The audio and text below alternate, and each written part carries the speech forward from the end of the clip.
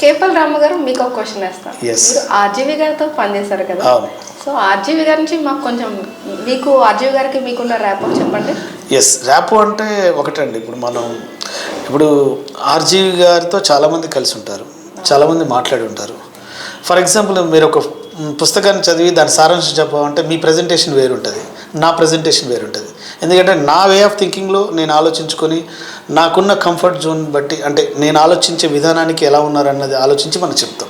కాబట్టి నా విషయంలో మాత్రం ఆర్జీవి సార్ 100కి 100 మార్క్స్. ఎందుకంటే పక్కా సారు ఆ రోజు అక్కడ నాకు ఫ్రీడమ్ ఇవ్వటం వల్లనే, నాకున్న టాలెంట్ కానీ నేను ఏదైనా చెప్తే కూడా సార్ రిసీవ్ చేసుకోవటం వల్లనే నాకు ఆ క్యారెక్టర్ అంత ప్లస్ అయిందనమాట.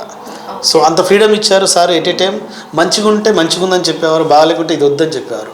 అట్లా ఓపెన్ మైండ్ ఉండటం వల్లనే నాకు అది ఆ క్యారెక్టర్ ప్లస్ అయింది.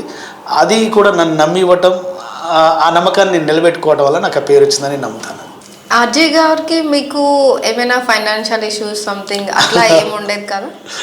అంటే ఎలా ఉంది ఏంటి ఆయన, అంటే కొంచెం ఆర్జీవి గారు ఫినాన్షియల్గా సపోర్టింగ్గా ఉంటారా ఏంటి, అసలు ఆయన ఉద్దేశం ఏంటి? ఆర్జీవి గారిని జనాలందరూ ఒకటే యాంగిల్లో చూశారు.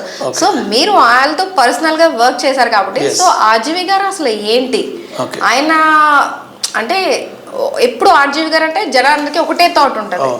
సో ఆర్జీవి గారి నుంచి మీరు చెప్పండి. అండ్ ఆయన కమర్షియల్ పర్సనా ఏంటి? ఏమండి, ఒక్కటండి, ఇండస్ట్రీ మొత్తం అందరికీ తెలుసండి.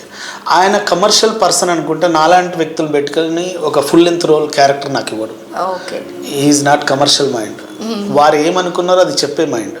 అలానే వారు ఆలోచించే విధానానికి ఇంకా బెటర్గా నువ్వు చెప్పగలిగితే నీ విషయాన్ని కూడా రిసీవ్ చేసుకునే విధానం.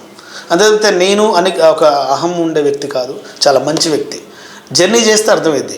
అలాగనే టైంపాస్ మాట్లాడితే తనకి ఇష్టం ఉండదు. ఏదైనా పాయింట్, డైరెక్ట్ పాయింటే మాట్లాడాలి సార్తోనే, అది వారికి ఇష్టం.